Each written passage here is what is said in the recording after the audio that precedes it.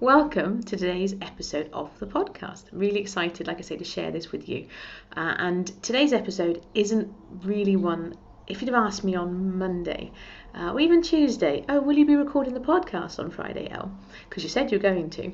I'd have said, yeah, maybe not. Because some of you who are watching or listening will know that we had a fairly difficult end to the end of last week, where our little dog Charlie, he passed away, and it was very peaceful, and in as much that it was when we first found out he had heart failure back in March last year.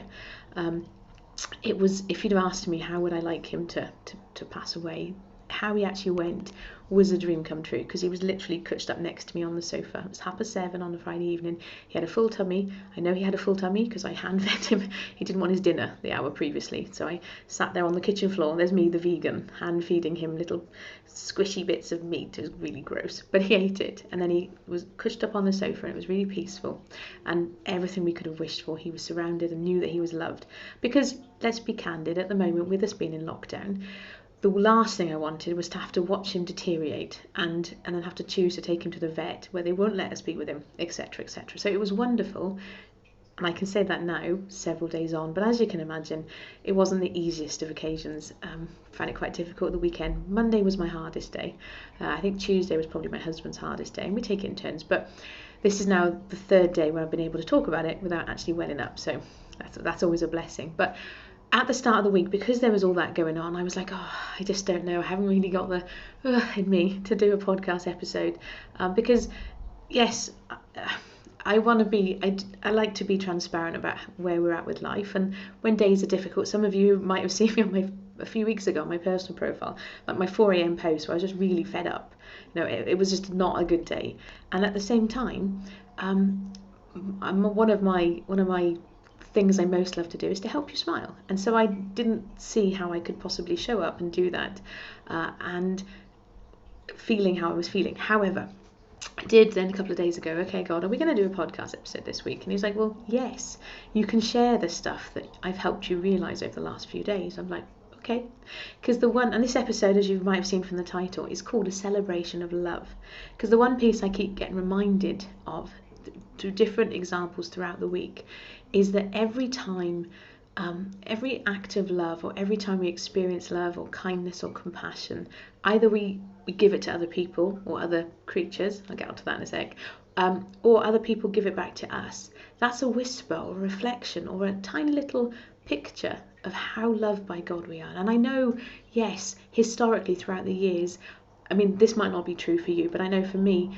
my experience of traditional church and the way I've shared with you before, I was scared out of hell when I was 12, wasn't loved into heaven until I was in my 20s, the hellfire and brimstone message, and it gives you this picture of God being this big scary figure. You must do this, otherwise you're going to be smited and all that stuff.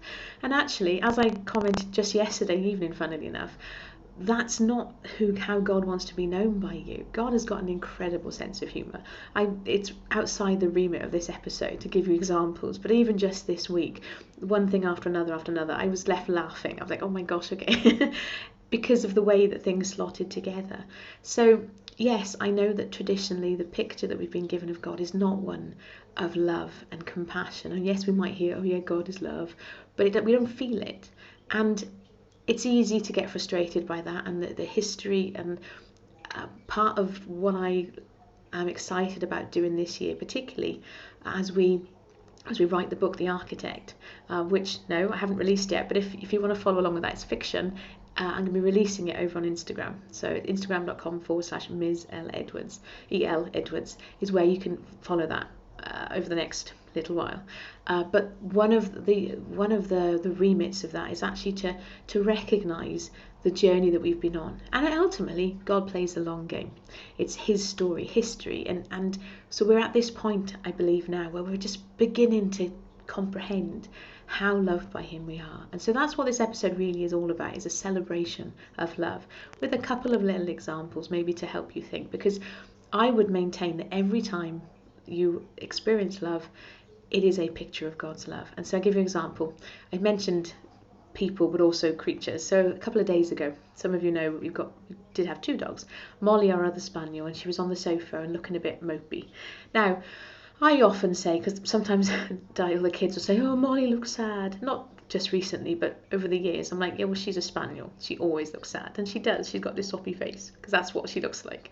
But she has seemed a little bit out of sorts. And so some of that might be us projecting our human emotions. Some of it is that she's really intuitive and she picks up on how other people are feeling. At the same time, some of it is that she's probably missing her buddy, because ordinarily I'd been here working. When I had the sofa in here, actually, the two of them would come and sit on the sofa. But after we moved things around again, I haven't got a sofa anymore. So they're on the sofa together in there, and they would catch up together. So she's probably missing her buddy. So I noticed a couple of days ago that the kids have gone upstairs to do their work on the internet, schoolwork, because we're doing school from home because of COVID. My husband had gone into the office because he couldn't work from home, and so it was just downstairs, me and the dog. And I was walking through and I noticed that she was just sat on the sofa, and she did look sad. And so I took my cup of coffee and I sat next to her and gave her a fuss, and it was nice, only for a few minutes. But I use that by way of example, because that natural instinct that we have to want to care for and nurture and show compassion to other people and other creatures, and even something daft. Top of the stairs, there was a fly that was really slowly dying, and it was just like, oh.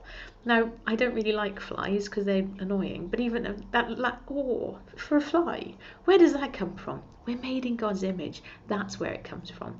And so the real reminder I have for you in this episode is, and the challenge I have for you, I guess, is for you to start looking or continue opening your eyes for those expressions and examples of love. I've got a Bible verse for you as well, because I was looking through a series of coincidences. I ended up in Psalm 145, and the Passion Translation of Psalm 145 is beautiful. But I want to read to you from verse 8. It says, "You're kind and tender-hearted." This is a psalm of David who wrote this. David wrote this psalm. You're kind and tender-hearted to those who don't deserve it, and very patient with people who fail you. And this is a bit I loved. Your love is like a flooding river, overflowing its banks with kindness. God, everyone sees your goodness, for your tender love is blended into everything you do. Because God is love, it's his very nature. And so there's lots of other attributes that we give to him, but he is love. And so that ultimately, that's what we're celebrating today, is that love. And it was, like I say, prompted by those reminders, and of, like, I was surprised actually by how difficult and how hard we found it when Charlie went, because yes, if you compare it to, there's people dying all over the place, and losing parents and children, and yes, that would be even worse. But for us as a family in that moment, it felt really hard, and I didn't expect that, and it was difficult. But the lovely thing out of that then is that reminder of that of love, and that instinct that we have is because you are made in God's image. And so my plaything for you today as we wrap up is to encourage you, keep your eyes open for those examples of God's love today and tomorrow, the next day. And any time that you're feeling like, oh no, I don't think he really does love me, ask him to show you, because he wants to be known by you. He wants you to know just how loved by him you are. I mean, we'll never fully comprehend it, but I do believe we're in this season now where we are starting as a body of believers to actually rise up and go, wow, yeah, God is love. So that's my encouragement and my reminder, and the thought that I leave you with today. And as always, if you enjoy these podcasts and you want to interact with a community where people do celebrate God's love together, I'd invite you to come and join us in the Itchy Soul Playground. youear.com/join is where you can find out more and join us. In the meantime, thank you for being here. It's been my pleasure to share this episode with you. Take care. Bye-bye.